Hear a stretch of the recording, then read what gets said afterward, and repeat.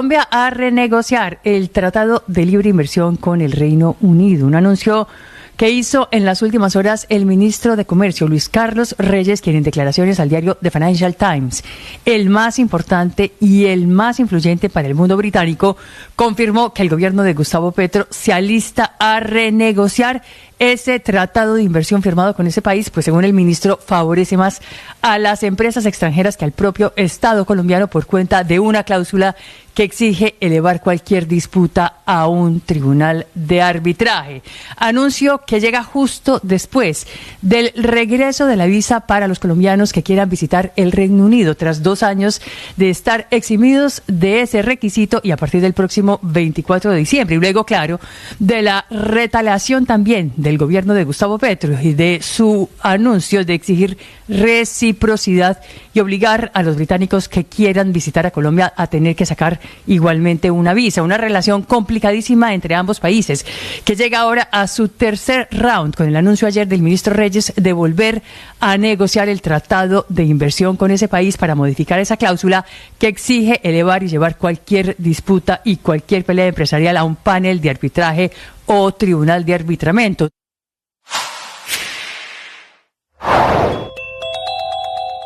Dos altos mandos militares rusos asesinados en menos de 5 días.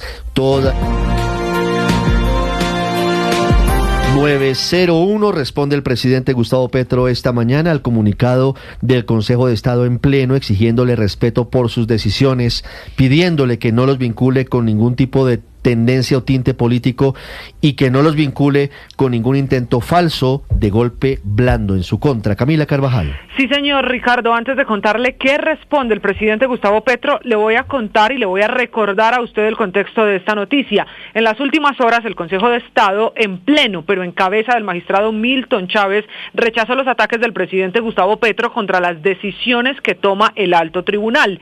En pleno, dijo que son afirmaciones sin sustento y que lo dicho por el presidente Gustavo Petro afecta la democracia. Esto después de que el mandatario colombiano cuestionara la decisión del Consejo de Estado que anuló la elección del alcalde de Duitama, José Luis Borges. Pues para el Consejo de Estado, las palabras del presidente son calificaciones graves, sistemáticas e irrespetuosas de los mensajes que transmite esto además para la democracia. Se quejan los magistrados del Consejo de Estado de esas afirmaciones que hace el presidente para rechazar decisiones que toma el alto tribunal. Este comunicado de las últimas horas, que es bien particular en el Consejo de Estado, fue incluso apoyado desde otros altos tribunales. Decidieron apoyar el pronunciamiento del presidente de la República, Gustavo Petro, por ejemplo, el Tribunal Administrativo de Cundinamarca. Y es a eso a lo que responde esta mañana el presidente Gustavo Petro. Toda decisión será respetada, menos el golpe de Estado, pero no se nos puede imponer la censura a nuestra opinión, fue el mensaje que escribió esta mañana el presidente Gustavo Petro en respuesta a esta queja, esta alarma, este malestar, Ricardo, que hay en el Consejo de Estado y que está llegando a otros tribunales.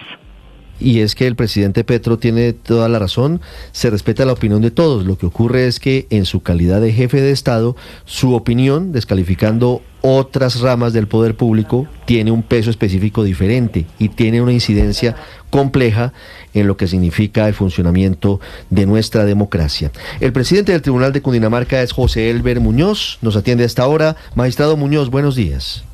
Buenos días, Ricardo, ¿cómo ha estado? Magistrado Muñoz, ¿ustedes también sienten que el presidente de la República ha irrespetado la rama judicial? ¿Ustedes consideran que la vinculación del Consejo de Estado del contencioso administrativo con supuestas informaciones o decisiones tomadas con tinte político es un irrespeto a la majestad de la justicia?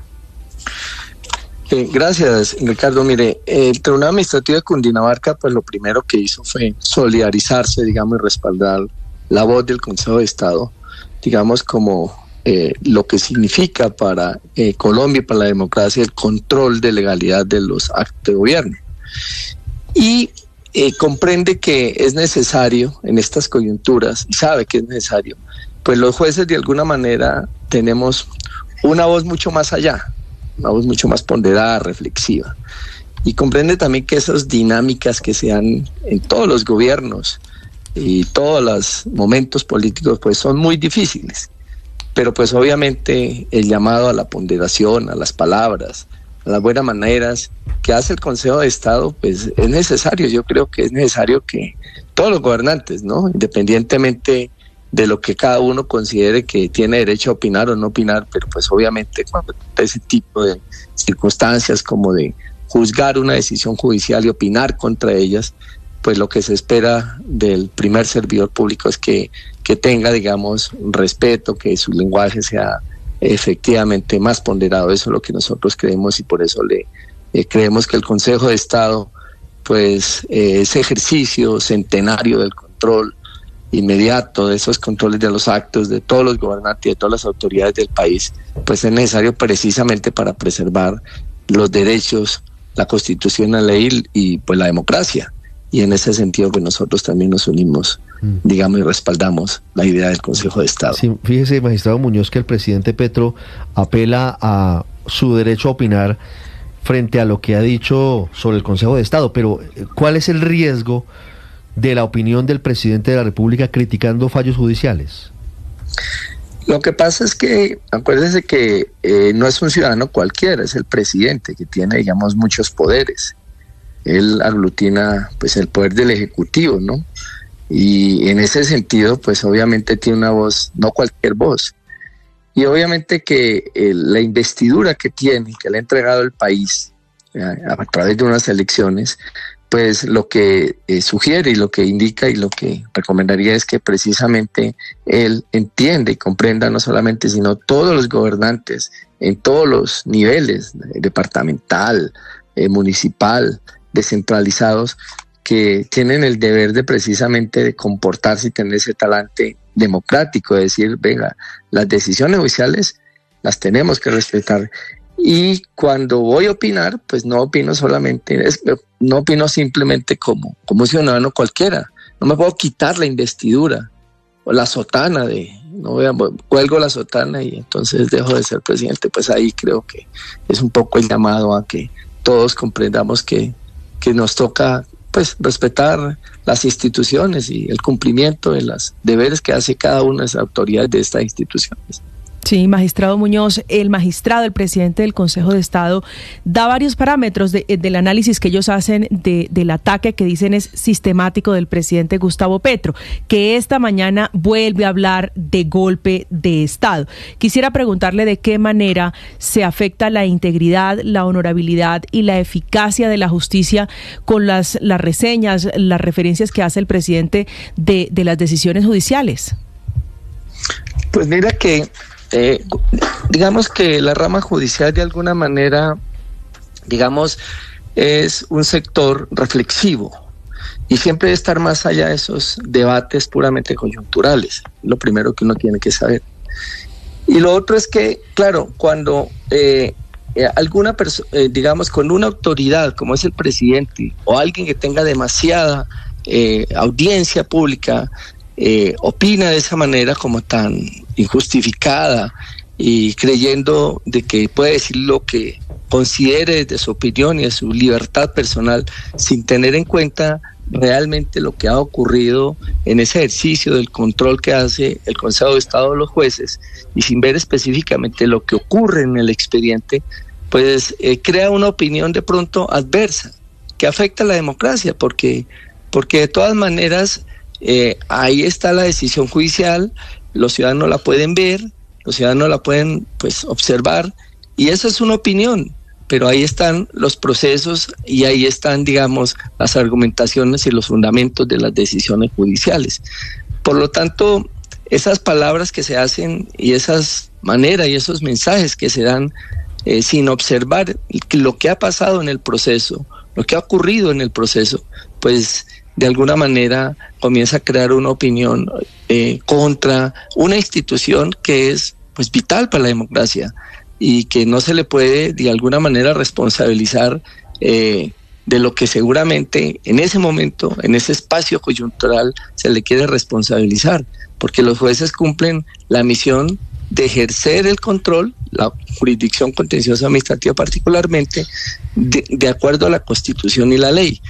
Por lo tanto, esas opiniones, pues obviamente mucha gente las va a tomar como si fueran en realidad serias. Por ejemplo, el llamado es a la ciudadanía, que la ciudadanía entienda que pues sus jueces realmente es la última palabra de los derechos, es el garante de los derechos, y que en esa perspectiva pues política, a veces coyuntural, pues seguramente es comprensible. Yo no sé, desde otra perspectiva de que alguien opine y diga, pero pues los jueces siempre van a ser como esa voz reflexiva, tranquila, de dar el derecho. Entonces, de alguna manera, minar esa confianza o tratar de minar la confianza, pues no es bueno para la democracia ni para los derechos. Doctor Muñoz, en su opinión, ¿el pronunciamiento del Consejo de Estado busca imponer una censura, como lo dice el presidente Gustavo Petro esta mañana?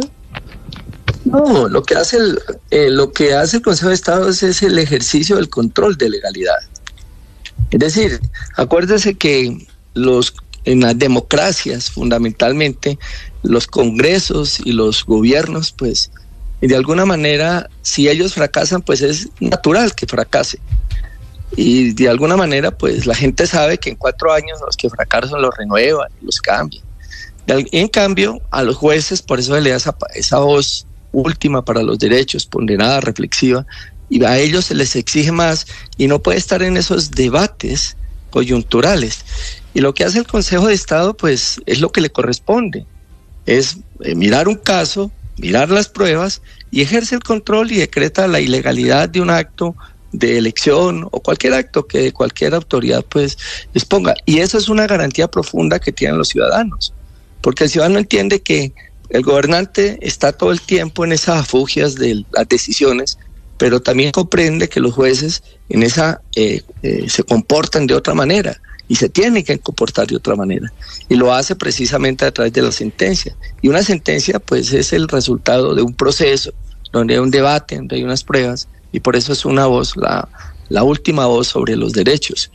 Y la política pues siempre cambia, siempre tiene circunstancias, interpretaciones, pero la voz del juez pues de alguna manera pues tiene esa labor de pacificar, de tranquilizar a la sociedad, de darle como seguridad y confianza de que mira, que hay jueces y pues no importa que se saquen a veces decisiones o adopten decisiones, pero siempre que hay un juez pues está la tranquilidad que hay derechos. Es el presidente del Tribunal Administrativo de Cundinamarca, José Elber Muñoz, hablando sobre la reacción del presidente Gustavo Petro esta mañana frente al comunicado del Consejo de Estado pidiendo respeto por sus decisiones. Un comunicado del Tribunal de Cundinamarca ponderado, haciendo un llamado a que se logre ese trabajo armónico entre las diferentes ramas del poder público, como lo dice la Constitución. Magistrado Muñoz, muchas gracias. A usted, señor, muy amable. 9:13 minutos. Un abrazo. Que esté muy bien, magistrado. Bueno, gracias. Felipe, ya se han convertido en una cascada los pronunciamientos de las últimas horas y de los últimos días. Sí. De diferentes sectores, pidiéndole al señor presidente de la República, Gustavo Petro, respeto por las decisiones, respeto por la independencia, respeto y no descalificar la actuación de diferentes integrantes de la sociedad. Tenemos el pronunciamiento del Consejo de Estado de las últimas horas del que estamos hablando. La Corte Suprema de Justicia lo ha hecho en diferentes oportunidades, incluso con actuaciones como la negativa a los homenajes. Lo hizo el Consejo Gremial Nacional en las últimas horas apoyando al Consejo de Estado. Así es. El Congreso de la República también le pide al presidente respeto, que no le siga diciendo malditos congresistas ni descalificándolos. Lo piden los medios de comunicación. Estamos ante un escenario en el que diferentes sectores de la sociedad están mostrando un problema. El tono del presidente está, en opinión de esos sectores, minando la democracia colombiana. Es que además es el tema de la victimización por el golpe blando. Fíjese que la respuesta al Consejo de Estado es: yo tengo derecho a opinar, pero no a que me den un golpe blando. Y él insiste siempre en el tema del golpe blando. Entonces, realmente eso no va a haber solución, porque el presidente ve golpes blandos en las decisiones de los jueces, en las decisiones del Congreso, en las decisiones de los gremios. Él ve golpes blandos en todas partes. Y mientras eso funcione así, pues no va a haber una manera sensata de mantener unas relaciones entre el Ejecutivo y el resto de la sociedad. Ese es el presidente. ¿Y qué vamos a hacer? ¿Quién lo va a cambiar? ¿No? Yo a veces pienso, Ricardo, y que ¿no será que en el fondo el presidente de la República quiere de verdad, que no se lo va a dar nadie, un golpe blando o duro para poder victimizarse y decir que fue que no lo dejaron gobernar? Pues Felipe, yo no creo que... No sé si es una teoría disparatada, pero yo no es creo lo que parecería, ¿no? Esté en eso, Felipe, pero sí creo que es sintomático que diferentes ramas del poder público, que diferentes sectores estén encendiendo alertas, al menos a pero manera además, de constancia. Diferentes además, sectores, no es que no hay sector que no las haya... Hay que prendido recordar, las alarmas. Me parece buen síntoma. Hay que Ricardo. recordarle al presidente... María Consuelo, Héctor, dame un segundito, María Consuelo. No, rápidamente hay que recordarle al señor presidente que la opinión de él no está en el mismo nivel de la opinión de cualquier ciudadano. Él no puede expresarse con la misma libertad y con el rango de frases o de opiniones o de detalles que puede dar cualquier ciudadano, precisamente por el poder que detenta, por su situación y su responsabilidad como presidente. Aquí nos lo ha recordado Héctor muchas veces. El poder, mientras más alto, genera unas responsabilidades mayores con respecto a lo que se exprese como opinión, con lo cual él tendría que ser consciente de su rango y de su postura permanentemente cada vez que emite una opinión. Él no puede andar diciéndole a todo el mundo lo que él piensa, precisamente por ser presidente de Colombia. Pero estamos hablando como si el gobierno llevara 6 meses. Es una especie de paradoja. Eso se fue así, es cierto. Es una especie de paradoja. Es que al gobierno le quedan menos de 2 años. Héctor, me dice un oyente, el presidente tiene derecho a la crítica, sí, pero no tiene derecho pero a no es descalificar. ilimitada. Es una especie de paradoja que los poderosos les cuesta trabajo entender, que es que entre más poder tienen menos derechos. Y suponen que entre más poder tengan, pues más pueden. Y no, resulta que pueden menos. Yo puedo decir más cosas que la que dice el presidente Petro, porque pues bueno, yo opino acá y bueno, yo incluso puedo decir menos cosas que un ciudadano que no tiene esta posibilidad de hablar por radio, porque entre más poder tenga uno, menos derecho tiene en términos de libertad de expresión, porque tiene mucha mayor capacidad pues de hacer daño, de afectar en este caso el equilibrio de poderes, etcétera. Pero yo le iba a decir, Ricardo, que a mí todo esto me encanta que esté pasando. Me parece que realmente lo malo de una democracia es que estas cosas no pasen. Y eso era lo malo que tenía la democracia colombiana hasta que llegó el gobierno del presidente Petro, que en realidad había un contubernio de poderes no solamente poderes públicos, sino poderes privados, en el que prácticamente el control institucional y el control social eran inexistentes. Entonces, el hecho de que haya mucho ruido, una democracia, la salud de una democracia se mide por el ruido que hay, por el nivel de confrontación que hay, porque cuando hay unanimismo, en realidad lo que hay es un autoritarismo escondido. Y entonces a mí me encanta que todo esto esté pasando. El mejor síntoma, Ricardo, de que una democracia está funcionando es de que el presidente se sienta controlado. Si el presidente se siente controlado, como efectivamente se siente controlado, es que estamos bien. Lo grave es lo que pasaba antes, que los presidentes no solamente no se sentían controlados, sino que no estaban controlados. No estoy de acuerdo. Pero no creo que se sienta muy controlado, porque todos los días va escalando en sus ofensas, en sus irrespetos. Pues está quemando naves con diferentes sectores, con el Congreso. Y va escalando, yo nada. no creo que se sienta controlado. Pero además, Héctor, yo recuerdo que en el gobierno de Álvaro Uribe había unas confrontaciones muy duras también, y las altas cortes es que se parecen bastante. Y los periodistas, Ricardo, se parecen bastante en el choque con las cortes. No se parecen en nada. No se parecen bastante, aunque algunos no quieran ver los parecidos impresionantes de los extremos. Pero mire, Ricardo, realmente el presidente Gustavo Petro, pues yo creo que todos aquí hemos coincidido que sus formas pues no nos gustan. No nos gusta la confrontación, no nos gusta la descalificación, no nos gusta que le dé eco a esos sectores, a esas barras bravas, a esos bodegueros, retirándolos.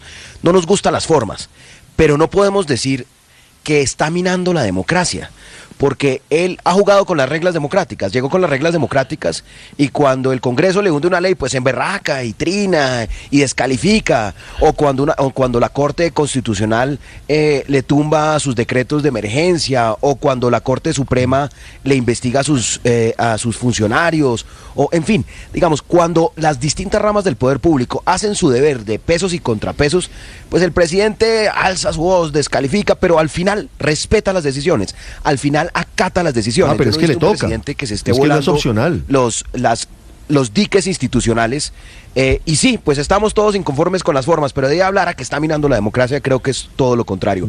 Es un presidente muy distinto a los anteriores y que está desafiando justamente ese statu quo al que estábamos acostumbrados, como lo recordaba Héctor. No reconoce al Congreso de la República, dice que las cortes actúan con tintes políticos, ataca a la descalifica prensa a los periodistas. permanentemente. Claro. Bueno, para algunos, Para mí también, eso mire, les parece saludable para la democracia. 9-20 minutos, Andrés. Más que saludable, me parece que muestra salud de la democracia, que muestra que el sistema está robusto, está bien. A mí también me alegra porque lo que me preocuparía sería lo contrario, lo que me preocuparía sería que en un gobierno como este no hubiera confrontación con otros poderes, porque lo que muestra esa confrontación es que los demás poderes se están parando firmes, están ejerciendo sus competencias y no se están dejando intimidar. Entonces eso me recuerda, Ricardo, por allá año 2022, antes de las elecciones, que mucha gente le decía a uno, no, mire, esto va a ser terrible, va a ganar Petro y Petro va a arrasar con todo, se va a tomar todos los poderes, va a instaurar una dictadura en Colombia y todo, y pues mire, ya estamos más cerca del final que del principio, y lo que vemos es una democracia donde los poderes independientes ejercen, incluso el Congreso en el que nadie creía, por Dios, ejercen su fuero, lo defienden, se enfrentan con el presidente si es necesario. Entonces a mí también me alegra ver esto, porque esto muestra que la salud de la democracia está bien, está bien. Está rozagante nuestra democracia. Y es comprensible, Álvaro. Ricardo, es comprensible que el Consejo de Estado pues se moleste y quiera plantearle al país la necesidad de respetar a la justicia. Todos lo entendemos y es hasta positivo. Pero hay que preguntarse también si no están cayendo en la provocación. El arma de Petro contra el antipetrismo es volverlos exagerados, porque así pierden un poco la credibilidad. Que la rama judicial se deje meter en la política no es bueno, porque aunque esté diciendo cosas serias, pues ante la opinión está perdiendo su neutralidad, así se está defendiendo. En realidad se están dejando subir al ruedo de la polarización, en el que no saben pelear. En ese ruedo saben pelear los expertos en polarización como el presidente.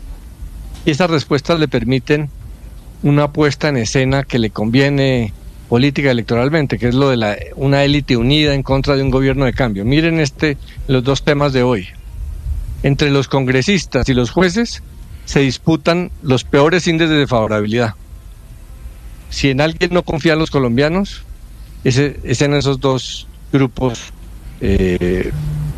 públicos. Entonces, electoralmente es muy rentable combatirlos o aparecer como víctima de esos sectores desprestigiados. Entonces, por eso es que a las instituciones no les conviene responder políticamente a los ataques políticos. Los atacan porque el atacante quiere subirlos al ruedo, porque en el ruedo todos quedan en el mismo nivel, pierden algo de credibilidad, de legitimidad y son explotables políticamente. 9:23 minutos. Comparto su opinión sobre el tema de que Petro, el presidente de la República, quiere subir a todo el mundo al tinglado político, en el que él obviamente es experto, sumado a todos los seguidores que tiene en redes sociales y en otros escenarios. 9:24 minutos.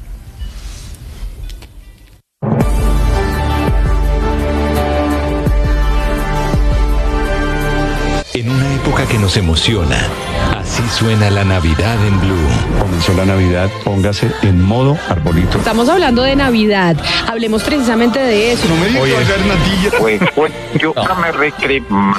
Happy New Year. Feliz Navidad y próspero Año Nuevo les deseamos en Blue.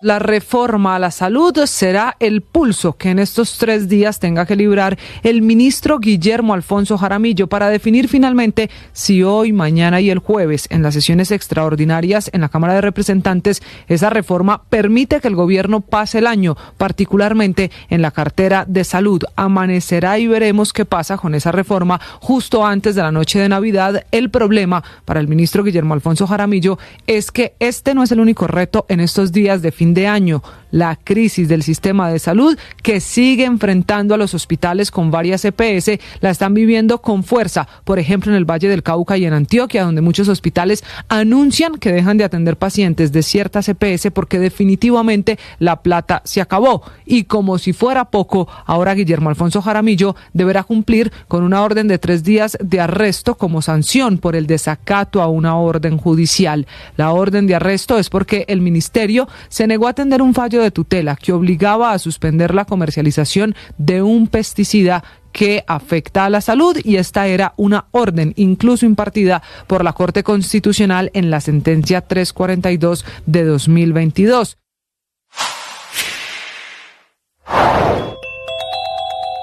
El ministro del Interior, Juan Fernando Cristo, entrega un balance de las reformas del gobierno en el Congreso al término de las sesiones ordinarias y comienzo de las extras. Es bastante positivo el balance. Usted recordará que en estos mismos micrófonos, cuando comenzó la legislatura el pasado 20 de julio, el gobierno se fijó una meta y se fijó una agenda prioritaria de proyectos que en ese momento se calificó de bastante ambiciosa, que cubría bastantes proyectos de ley importantes y actos legislativos, y la mayoría de ellos cumplieron su trámite. Básicamente la primera parte de la agenda, que era fundamental en materia de reformas sociales y de temas que han estado desde el comienzo del gobierno del presidente Petro en discusión con el Congreso de la República, era la reforma laboral, la reforma a la salud y la jurisdicción agraria. Esos 3 proyectos son el corazón del proyecto político del gobierno nacional. En los 3 se presentaron avances. Sigue la entrevista completa en nuestro canal de YouTube. En Blue le ponemos cara a la radio.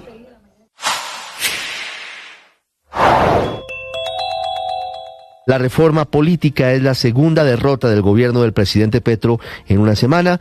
La semana anterior había naufragado en el Congreso la reforma tributaria. Con razón reconoce el ministro del Interior, Juan Fernando Cristo, que se está convirtiendo en un ministro experto en hundimientos, aunque él prefiere culpar a los congresistas, a la mesa directiva del Senado, de la crisis que está viviendo el Ejecutivo con el Legislativo. No habla mucho el ministro Cristo de los mensajes que envía el presidente Gustavo Petro, que no pareciera estar interesado en lograr consenso alguno con los parlamentarios. La semana pasada los llamó malditos congresistas y en Chingaza en las últimas horas dijo que él pretende avanzar sin contar con el Congreso, al menos en las comisiones económicas. Terminan las sesiones ordinarias y el balance es agridulce para el gobierno. Se hundieron el presupuesto general de 2025, la reforma tributaria y la reforma política. Sin embargo, se aprobó la reforma del sistema general de participaciones para darle más dinero a las regiones en una reforma contra... ¿Sí quién es? Diego El Cigala, padre. El cantante flamenco. Claro que sí. Vocerrón, ¿oíste? El cantador. Vocerrón. Es maravilloso. Cantador, claro. Diego El Cigala. No hay buenas noticias para Diego El Cigala. No diga. En España, Enrique, lo acaban de condenar por violencia intrafamiliar a Diego El Cigala. Efectivamente, el juzgado de lo penal número 3, que está en Jerez de la Frontera, en la provincia de Cádiz, donde él habitualmente reside, lo ha condenado a 2 años y 1 mes de cárcel a Diego Ramón Jiménez Salazar, que es como se llama Diego El Cigala, por malos tratos sobre la que fuera su mujer. Así lo ha informado hace unos minutos el Tribunal Superior de Justicia de Andalucía, que es la región donde tiene lugar esta sentencia, que no es firme, contra la que se puede interponer recurso de apelación, y condena al Cigala por un primer delito de malos tratos en relación a una agresión cometida sobre la víctima en un hotel de esa ciudad, de Jerez de la Frontera, y le impone 6 meses de prisión, y la prohibición de comunicarse y aproximarse a menos de 200 metros de ella por un plazo de 2 años. Pero también lo condena al cantador por un segundo delito de malos tratos a su exmujer por una agresión que tuvo lugar en Palafrugell, en Girona, y le impone 8 meses más de cárcel y de nuevo la prohibición de comunicarse y aproximarse a menos de 200 metros de su expareja por un plazo de otros 2 años. La jueza también condena al acusado por un delito de malos tratos agravado por una agresión, la tercera cometida en la casa de Jerez en la que estaban conviviendo, y fija en ese caso una pena de 11 meses de prisión y de nuevo prohibiciones de aproximarse y de estar cerca de ella en un plazo de otros 2 años. Esas condenas, como digo, se han producido, las hemos conocido esta mañana. Están sujetas a que pueda su defensa hacer una apelación frente al Tribunal Superior de Justicia de Andalucía, pero evidentemente el Cigala es un personaje enormemente conocido. Este juicio estaba muy cerca de tener la sentencia, se ha conocido esta mañana, y veremos cómo afecta sobre todo esto a los conciertos que tiene previstos en las próximas fechas. Ya, por ejemplo, en Gijón, que es una ciudad del norte de España, ahí el partido político Podemos le está pidiendo al ayuntamiento de esa ciudad que suspenda el concierto que iba a dar próximamente Diego El Cigala, en esa que es una de las ciudades más importantes de la cornisa cantábrica. Ricardo.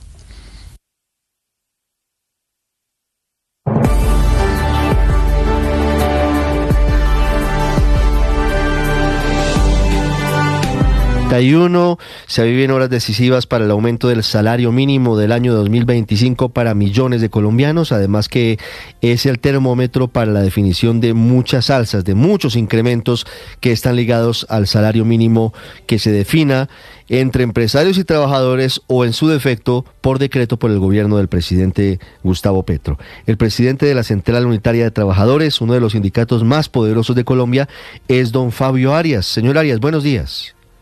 Señor Ospina, buenos días para usted y toda la audiencia y toda su audiencia en Blue Radio.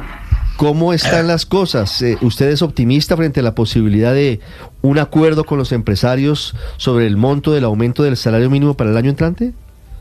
Bueno, yo he sido de los pesimistas, especialmente desde que los empresarios empezaron a cuestionar, ahí sí como se dice, al mensajero, sí, que es cuestionar al DANE por las cifras que dio por la productividad. Yo creo que ahí se equivoca de manera grave el empresariado, pero muestra que evidentemente no tiene la menor disposición ni ánimo de llegar a ningún acuerdo, pues en primera instancia con los trabajadores y tener la posibilidad de firmar un acuerdo concertado. No tiene ninguna posibilidad y por eso desde ese momento dije, estos empresarios no van a dar su brazo a torcer en esta oportunidad. Su oposición al gobierno les va a poder por encima de cualquier cosa. Y desafortunadamente ya se vencieron los términos y estamos ya en el trámite de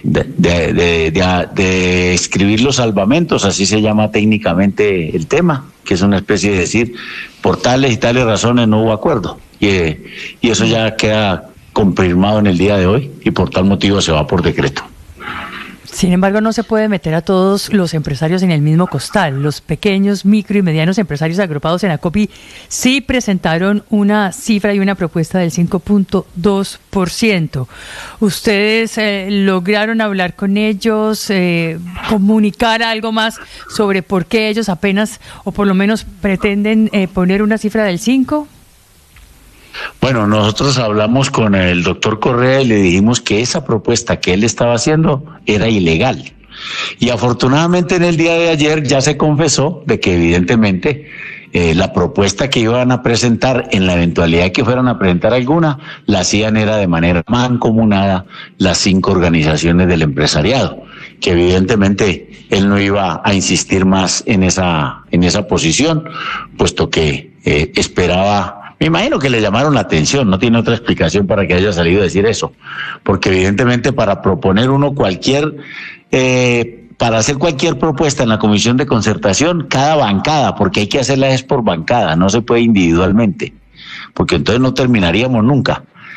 Cada bancada tiene que tener una mayoría, eso lo explicó en el día de ayer él y nos pareció exactamente de que fue una especie de rectificación no pedida.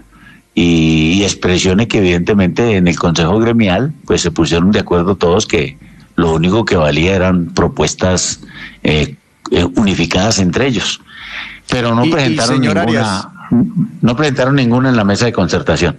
Sí, a esta hora, digamos, por encima de la mesa, los empresarios, los gremios empresariales no han presentado una oferta. Pero ustedes desde las centrales obreras, ¿qué voluntad de negociación tienen? ¿Han pensado en bajar su propuesta, su oferta del 12%? Porque muchos dicen que una cosa es subirle al mínimo un 12% con una inflación en el 10% y otra cosa es subir el 12% en el salario mínimo con una inflación del 5%, que es como la que vamos a tener este año. Inclusive es una tesis que tienen desde el Ministerio de Hacienda del actual gobierno. No, pues uno puede pensar lo que usted está diciendo y evidentemente hace parte de las apreciaciones que uno pueda tener sobre cualquier propuesta que se quiera hacer. Pero el tema es que nosotros no podemos movernos del 12 o no debemos movernos del 12 mientras los empresarios no propongan nada. Es que se lo hemos dicho a los empresarios, esta es el tercer año consecutivo en el cual la estrategia de los empresarios es no presentar ninguna propuesta en la mesa. Es decir, ellos no quieren negociar con nosotros nada. Y entonces nosotros decimos, pues bueno, pues si ustedes no quieren negociar con nosotros nada, pues bueno, ahí dejamos la propuesta, pero nosotros no vamos a hacer, ahí sí como se dice, no nos vamos a mover de una propuesta mientras los otros, en este caso los empresarios, no hagan ninguna propuesta. Y ese es el reclamo que le hemos hecho desde hace ya, este es el tercer año consecutivo en el cual les hacemos la misma indicación. Antes, en los gobiernos neoliberales y proempresariales siempre tenían una propuesta, y claro, el gobierno se guiaba era por en esa oportunidad. Ahora ya no presentan ninguna y entonces así es muy difícil negociar.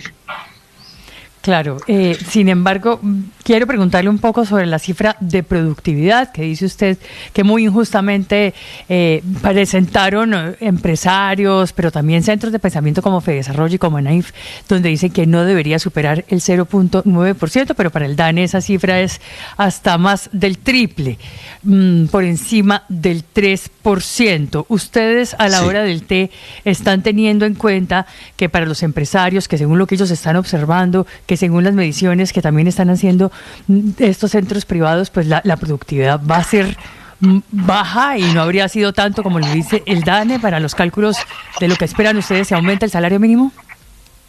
Pero mire la paradoja tan interesante, ¿sí? Durante 25 años los empresarios nunca cuestionaron, primero al DNP, que era el que daba las cifras, y en los últimos 4 años es el DANE el que las ha venido dando, con la metodología de la OCDE, porque es que lo concreto es eso. Quienes estuvieron de acuerdo con que Colombia entrara a la OCDE fueron ellos. Nosotros nos opusimos porque decimos, esto es un club de ricos, ¿qué vamos a hacer a nosotros? Sin embargo, ellos lo aceptaron y aceptaron entonces de que esa metodología de la OCDE era la que se aplicaría, en este caso por el DANE, para las definiciones de la productividad. Pasaron 3 años consecutivos del doctor Oviedo, que fue el primero que lo hizo, y nunca cuestionaron eso. En los años anteriores tampoco nadie cuestionó al DANE por eso. Y este año, ¿por qué? Porque dilata la productividad. Yo creo que hay una inconsecuencia y una incoherencia de ellos, y es que ellos respaldan las cifras y les sirven a ellos, y entonces las critican, es más, las cuestionen, las ponen en duda además. Yo creo que esa situación no les queda bien a los empresarios, para una sí, para otra no. Eso suena un poco a oportunismo de parte de ellos, que obviamente nosotros no estamos de acuerdo. Y entonces decimos, no, la productividad fue la que dio el DANE, ¿cómo nos vamos a poner nosotros a decir entonces que ahora no? Sí, señor Arias, una pregunta con respecto al monto que se va a presentar. Se dice por parte de las personas que estaban reunidas ayer... ¿Habla usted del monto que proponen los empresarios? Sí, señor. Que la cifra que le presentaron a la ministra de Trabajo, Gloria Inés Ramírez, estaría rodeándose el 6,83%. ¿Ustedes ya conocen esa cifra? ¿Tienen la cifra confirmada? ¿Y qué opina sobre este monto que proponen los empresarios? Bueno, la cifra la conocemos porque, bueno, yo no sé quién dio esa cifra, ¿sí? La ministra expresó que era confidencial, lo dijo ayer en la rueda de prensa. Pero sí es esa cifra. O sea, sí es 683. Sí es 683. No, pues yo no sé si la ministra lo haya confirmado. Si la ministra lo confirmó, pues será esa. Hasta ahora nosotros no hemos tenido esa confirmación. No, pero... Pues claro, si es confidencial y la ministra no la confirma, ¿cómo hago yo para expresarme algo que todavía no sea ciencia cierta si es así? Yo le traduzco, Nicolás, sí. Esa es la un cifra sí. confidencial, pero esa es mi interpretación. Señor Arias, una pregunta final, don Fabio. ¿Qué viene? ¿Hasta cuándo van a intentar un acuerdo que pareciera lejano? ¿Y qué va a pasar con el decreto que muy seguramente tendrá que expedir el gobierno? El presidente Petro, en un mensaje la semana pasada, dio a entender que el incremento del salario mínimo sería alto, sería grande, teniendo en cuenta lo que está ocurriendo con la reforma laboral en el Congreso de la República. ¿Hasta cuándo hay plazo de consensos, de acuerdos, y cuánto sería, en su opinión, lo que el gobierno podría decretar de aumento del mínimo si no hay acuerdos? Bueno, el presidente de la República tiene plazo hasta el 30 de diciembre. Sí. Es decir, a partir de este momento, el gobierno en cualquier momento lo puede decretar porque evidentemente ya no hubo acuerdo en la Comisión de Concertación. ¿Sí? Algunos podríamos llegar a pensar que inclusive mientras el gobierno no lo decrete, hay opción de concertar. Pero esa es una cuestión simple y llanamente procedimental. La realidad política de hoy nos dice que no va a haber acuerdo y la realidad política nos dice entonces que lo va a hacer el gobierno. Pues bueno, yo me puse a pensar en estos días que ya que el presidente Petro fue hasta México, sí, pues sería muy bueno que se trajera las cifras que en México se acaban de dar. La presidenta de México, la doctora Claudia Sheinbaum, acaba de decretar el incremento del salario mínimo en México, que es más alto que el de Colombia, por un 12%. Mire cómo es la vida de analogías y de expectativas positivas. Y resulta que la inflación en México es de 4,55, es decir, un tanto menor que la que nosotros tenemos a noviembre, que es de 5,2. Entonces a uno, pues a mí me da alegría y expectativa positiva que el presidente Petro de pronto haya indagado con la doctora Claudia a cómo llegó en ese momento. Lo que sí sabemos con absoluta seguridad es que los empresarios de allá no están diciendo lo que dicen los de acá. Ahí tenemos una diferencia en el empresariado de México y el empresariado de acá. Y eso que el crecimiento económico en Colombia está por encima del de México de este año.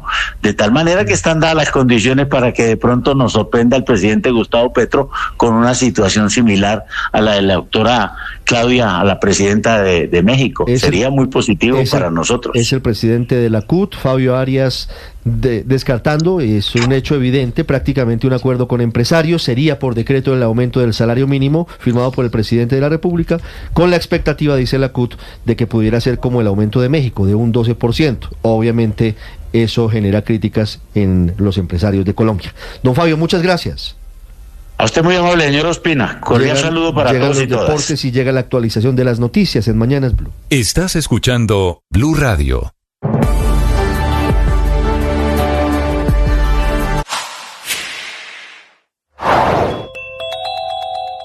El ministro del Interior, Juan Fernando Cristo, reacciona al hundimiento de la reforma política en la plenaria de la Cámara por falta de quórum. El debate al que usted se refiere, la senadora del pacto, duró 1 hora. El proyecto de reforma política hubiera podido entrar el miércoles al Congreso, no lo se incluyó porque se hizo la sesión de la oposición, una decisión del presidente del Senado, que hubiera podido no programarse así.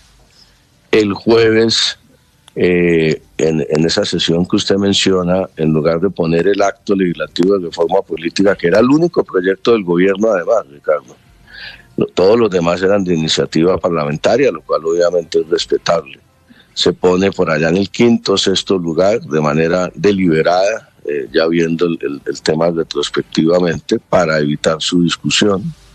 Vuelve y se cita el lunes y se pone de 8º, de 9º lugar. Es que ni siquiera se permitió el debate. Sigan la entrevista completa en nuestro canal de YouTube. En Blue le ponemos cara a la radio. La base de cualquier proyecto feliz es amarse. Y esto implica confiar en uno mismo, reconocer las habilidades que se tienen, las capacidades que se tienen y confiar en que siempre se vencen todas las adversidades. Si tú no confías en ti, no tendrás un buen proyecto de vida, no tendrás sanas relaciones interpersonales y no estarás tras de un propósito serio y coherente. Por eso hoy te invito a confiar en ti, a hacer un listado de 5 razones por las cuales tú confías en ti mismo, por las cuales tú crees que puedes hacer bien las cosas y que puedes salir adelante. La autoconfianza es necesaria para la felicidad. Ánimo, que tú eres una persona muy valiosa. Tú sabes.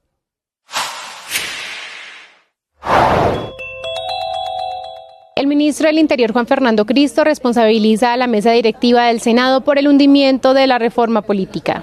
Esa muerte por asfixia en el orden del día, yo creo que es una costumbre que no se puede dar en las mesas directivas, manejar a su antojo y según su interés político la agenda y el orden del día. Yo creo que hay que decirlo con franqueza, el gobierno no tuvo garantías en la mesa directiva del Senado para el debate de la reforma política. Es evidente que no permitió el debate, que no permitió la discusión de un tema que es muy importante para el país y que además, Ricardo, el ministro del Interior se había comprometido una y otra vez en las comisiones, en los medios de comunicación, y era el compromiso que iba a reiterar en la plenaria del Senado, que cumplida la primera vuelta, además vamos a cumplir ese compromiso porque vamos a insistir en la reforma política. Si no, vamos a seguir en Colombia, si no reformamos el sistema político, de escándalo en escándalo, de corrupción en todos los gobiernos. Sigan toda esa información en bluradio.com. En Blue le ponemos cara a la radio. La pasión y la afición en juego y los datos de lo último en deportes se lo presenta Mañanas Blue. 9 de la mañana, 46 minutos. A esta hora la información deportiva en Mañanas Blue. Se vienen los premios The Best de la FIFA con 2 colombianos como protagonistas. Se va a impulsar James, atención con pierna zurda. El hábito autoriza. Se viene James con la zurda, impactó el balón, fue gol. ¡Gol! ¡Gol! ¡Gol! Por goles como este con Colombia en la Copa América, hoy James Rodríguez aparece como candidato a integrar este equipo del año en los premios The Best.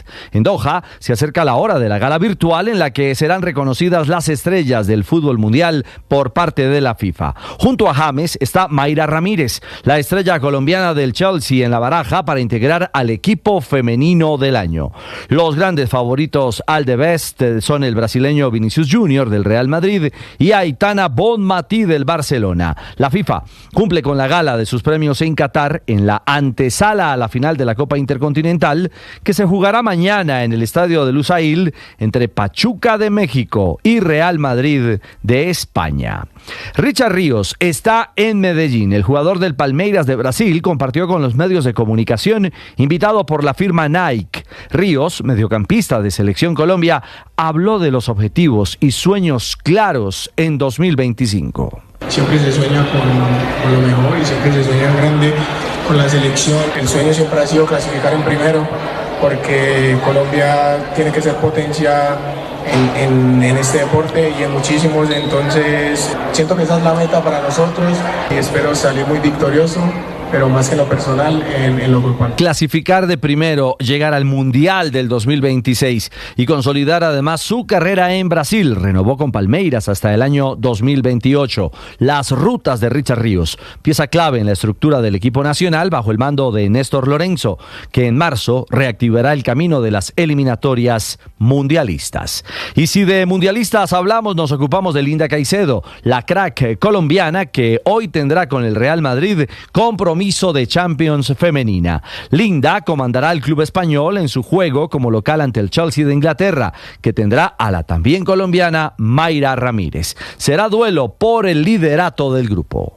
Sí, claro, a la final cuando son rivales como el Chelsea, que tienen una gran trayectoria, grandes jugadoras, es normal que se sienta como tal ese salto de nivel, que bueno, tenemos que estar mental y físicamente 100%, así que va a ser un gran partido, el equipo debe enfrentarlo de la mejor manera y ganar los 3 puntos aquí en casa. La reflexión de nuestra Linda: Chelsea es líder de este grupo, el B, con 15 puntos, mientras que Real Madrid es segundo con 12 unidades. Y nos ponemos en modo final de Liga en Colombia. Colombia. Nacional viajará hoy de Medellín a Ibagué para el duelo frente al Tolima. Será el primer capítulo de la lucha por la estrella de Navidad. El local será Deportes Tolima, que aspira a dar el primer paso en firme frente al reciente campeón de la Copa Colombia, el defensa Pijao, Julián Quiñones. Tocó con un gran rival como el Nacional. Va a ser un lindo duelo. Estamos preparados para eso. Hemos trabajado de la mejor manera. Creo que este grupo está mucho más maduro que los anteriores semestres y ustedes lo han visto reflejado. Esperemos que así sean estos dos partidos de la final y que podamos darle una linda alegría a nuestra hinchada que se lo merece. Hoy conferencias de prensa en Ibagué, donde mañana se jugará el primer duelo de la gran final de la A, con arbitraje del vallecaucano Carlos Betancur. Y un fenómeno aspira a ser presidente de la Confederación Brasileña de Fútbol. Nas próximas eleições, eu serei candidato e vou atrás dos apoios. En las próximas elecciones seré candidato para la presidencia de la Confederación Brasileña de Fútbol. Voy a intentar conseguir el apoyo que necesito. Mi objetivo es devolver el prestigio a la selección brasileña. Quiero que la CBF sea la empresa más amada en Brasil. Es la voz de Ronaldo Nazario, el fenómeno, goleador de Brasil, campeón del mundo en Estados Unidos 94 y Corea y Japón 2002, que aspira a ser el manda más del fútbol brasileño. Ronaldo en la actualidad es dueño del Valladolid de España y confía en seguir su carrera dirigencial como presidente de la confederación más poderosa del continente americano. Mudryk arriving. Mudryk round the goalkeeper. Mudryk. Oh, that's what they expect from him. El doping golpea a la Liga Premier. ¿De qué estrella ucraniana del Chelsea estamos hablando? Silvia Carrasco, en Inglaterra.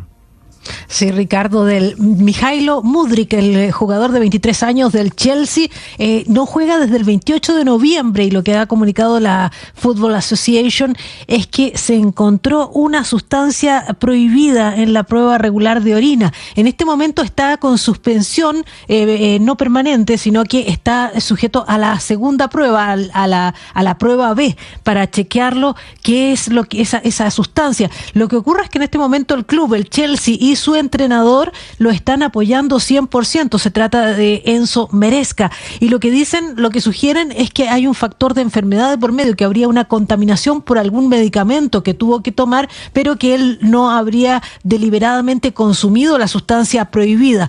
La verdad es que la situación es tremendamente riesgosa porque si se confirma podría tener hasta 4 años de suspensión. Eso es lo que está diciendo la prensa británica en este momento. El ucraniano Mijailo Mudryk ahora en zona amarilla, esperando esa segunda prueba para confirmar si es que efectivamente tiene esa sustancia prohibida en su orina, Ricardo. Gracias, Silvia. Con el fantasma del dopaje en la Premier cerramos la información deportiva. 9:52 a esta hora en Mañanas Blue.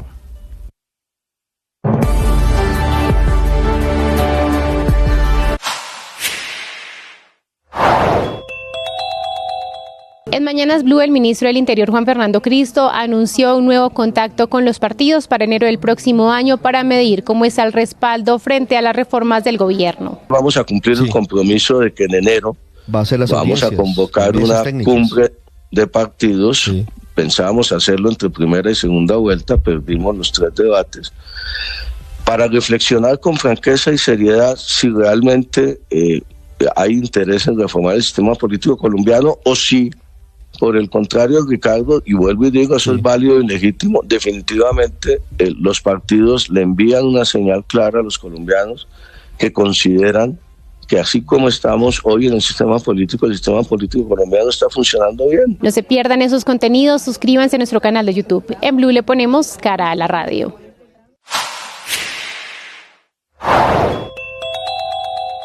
Desde hoy no habrá atención que no sea de urgencias para los afiliados de esta nueva EPS en 37 hospitales públicos de Antioquia. Y lo comunicó, Ricardo, la Asociación de Hospitales Públicos de Antioquia, donde advierte que en las últimas horas se tomó esta decisión por la falta de pagos de la nueva EPS que no ha hecho a estos hospitales en el mes de diciembre. Hay que recordar que la EPS tiene cerca de 2 millones de personas afiliadas en el departamento, mismas que se verán perjudicadas por la suspensión de servicios como las consecuencias consultas médicas, la entrega de medicamentos, la realización de laboratorios clínicos, entre otros. Preocupa que la mayoría de estos afiliados están en municipios del área metropolitana como Bello, Sabaneta, Envigado y Caucasia y Medellín. Además, en el caso de Caucasia es el principal hospital en la zona del Bajo Cauca, que es una zona donde también hay una alta demanda. Según se ha podido conocer, el no pago de las responsabilidades de la nueva EPS ha generado afectaciones en el pago de nóminas a los empleados de los hospitales y también el suministro de elementos hospitalarios vitales para la atención al público. Se espera que hoy haya una nueva reunión para determinar si hay pagos por parte de la EPS intervenida por parte del Gobierno Nacional.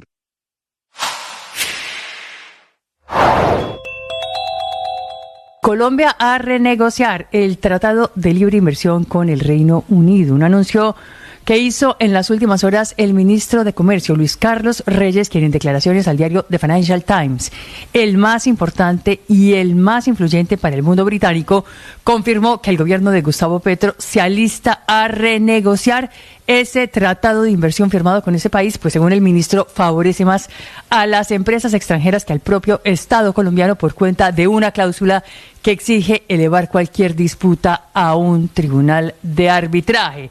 Anuncio que llega justo después del regreso de la visa para los colombianos que quieran visitar el Reino Unido tras 2 años de estar eximidos de ese requisito y a partir del próximo 24 de diciembre. Y luego, claro, de la retaliación también del gobierno de Gustavo Petro y de su anuncio de exigir reciprocidad y obligar a los británicos que quieran visitar a Colombia a tener que sacar igualmente una visa. Una relación complicadísima entre ambos países que llega ahora a su tercer round con el anuncio ayer del ministro Reyes de volver a negociar el tratado de inversión con ese país para modificar esa cláusula que exige elevar y llevar cualquier disputa y cualquier pelea empresarial a un panel de arbitraje o tribunal de arbitramiento.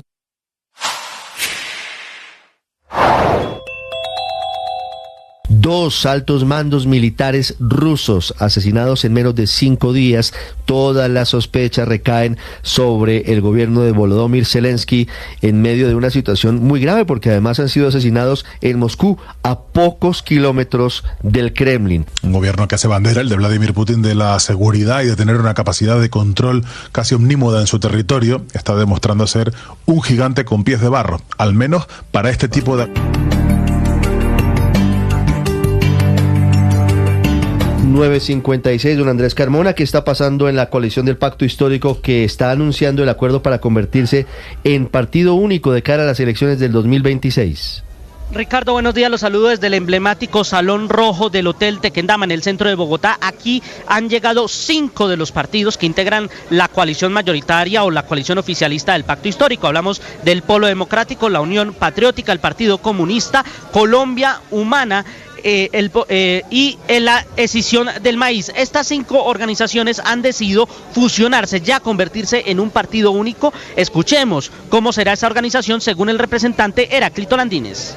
Eso va a significar que tenemos que organizar el partido con todas las tendencias de todos los partidos, definir los mecanismos para conformar los órganos directivos del partido y además los mecanismos democráticos para escoger candidaturas a corporaciones públicas o a cargos de elección popular.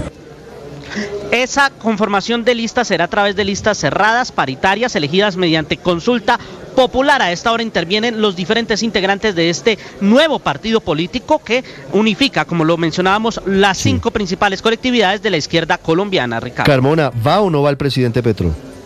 No, señor, hasta el momento no se ha confirmado su presencia, solamente se han dado los discursos propios del anuncio, pero no se ha visto por aquí ni al esquema ni al equipo de seguridad presidencial, ni se ha dado confirmación de la presencia del primer mandatario aquí en el Salón Rojo del Tequendama, Ricardo. Habrá un hecho inusual el próximo viernes, se posesionará anticipadamente Gregorio El Hash como Procurador General de la Nación ante el presidente Gustavo Petro, a pesar de que solamente entrará en funciones el próximo 16 de enero. Caterina Ávila. Ricardo, es un evento que se va a realizar en Riohacha, La Guajira. La ceremonia, que tendrá un carácter simbólico, estaba prevista para el 15 de enero, pero la fecha se adelantó para este viernes por temas relacionados con la agenda del presidente Gustavo Petro. Desde la Casa de Nariño ya se han enviado las invitaciones al presidente de la Jurisdicción Especial para la Paz, Alejandro Ramelli, al ministro del Interior, Juan Fernando Cristo, y también estaría presente el presidente del Senado, Efraín Cepeda, con quien el presidente Gustavo Petro, recordemos, ha tenido varios encontrones en los últimos días por el hundimiento de los proyectos del gobierno en el legislativo. Gregorio El Hach asumirá formalmente sus funciones después del 15 de enero de 2025, al finalizar el periodo de la actual procuradora Margarita Cabello. 9:58, hay investigación de la Superintendencia de Industria y Comercio contra la aplicación GoPass, que es la que permite pasar los peajes de manera ágil, sin necesidad de pagar en la ventanilla. Felipe García.